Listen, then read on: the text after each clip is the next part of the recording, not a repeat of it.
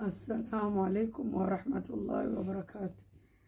الحمد لله الذي هدانا لهذا وما كنا لنهتدي لولا أن هدانا الله، والصلاة والسلام على أشرف الأنبياء والمرسلين. أما بعد ya kumshukuru Mwenyezi Mungu na kumtakia rahma Mtume Muhammad salawatullahi wasalamu alayhi. Kisa chetu cha leo ni vita vya Uhud, Mtume na masahaba zake salawatullahi wasalamu alayhi na masahaba ridwanullahi alayhi. Kisa chetu cha leo ni katika vita hiyo vya Uhud. Mtume sallallahu alayhi wasallam na masahaba wako sehemu walifatwa na Abu Sufyan bin Harb. Akawauliza masahaba wa Mtume sallallahu alaihi wasallam, afikum Muhammad, je, Mtume Muhammad sallallahu alaihi wasallam alimu yuko nanyi? Mtume akawaambia masahaba, la tujibuhu, simjibu. Masahaba akanyamaza. Akauliza tena, afikum ibn Abi Quhafa, je, yuko ibn Abi Quhafa ambaye ni Abu Bakar bin Siddiq? Mtume akawaambia masahaba, la tujibuhu, simjibu. Akauliza tena, afikum Umar bin Khattab, je, Umar bin Khattab yuko? Mtume sallallahu alaihi wasallam akawaambia masahaba, la tujibuhu, simjibu. Akamwambia la tujibuhu, simjibu huyo. Haya, akasema Abu Sufyan bin Harb, matu thalas, wote wamekufa. Umar bin Khattab akashindwa kujizuia, akasema kadhabta ya adu Allah, ewe adui wa Mungu, umesema uongo. Haya, akataja naye akaongea akasema al Hubal, yani Hubal ni masanamu yao, moja katika masanamu yao yuko juu. Mtume sallallahu alaihi wasallam akamwambia masahaba, ala tujibu, hivi hamumjibu? Masahaba akasema, madha naqulu lahu ya Rasulullah, tumwambia nini ewe mjumbe wa Allah? Mjumbe wa Allah salawatullahi wasalamu alayhi akawaambia masahaba, qulu lahu Allah a'la wa ajal, mwambieni Allah ndio yuko juu, yeye ndio mtukufu.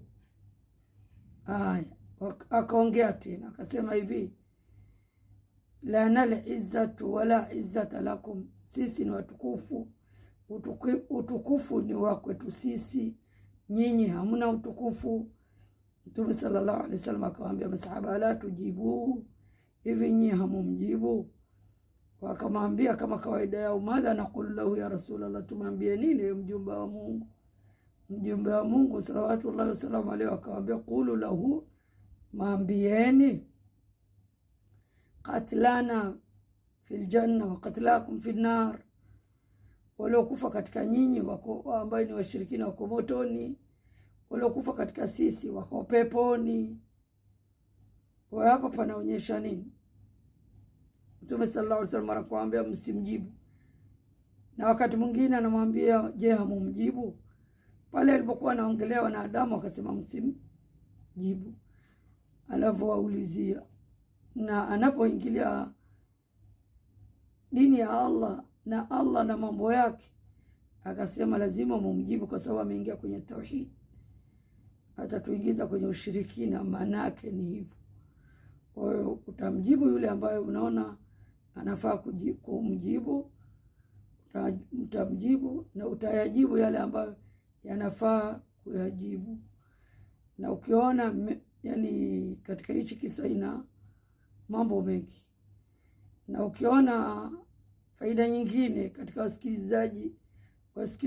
wenye kusikiliza, wasikilizaji, mkiona kuna faida nyingine muniandikia kwenye comment, na tushirikiane katika kufikisha mbali khair. Adalu ala alkhair kafaili, yule ambaye ataonyesha khair mwenzake ni kama yule aliyefanya.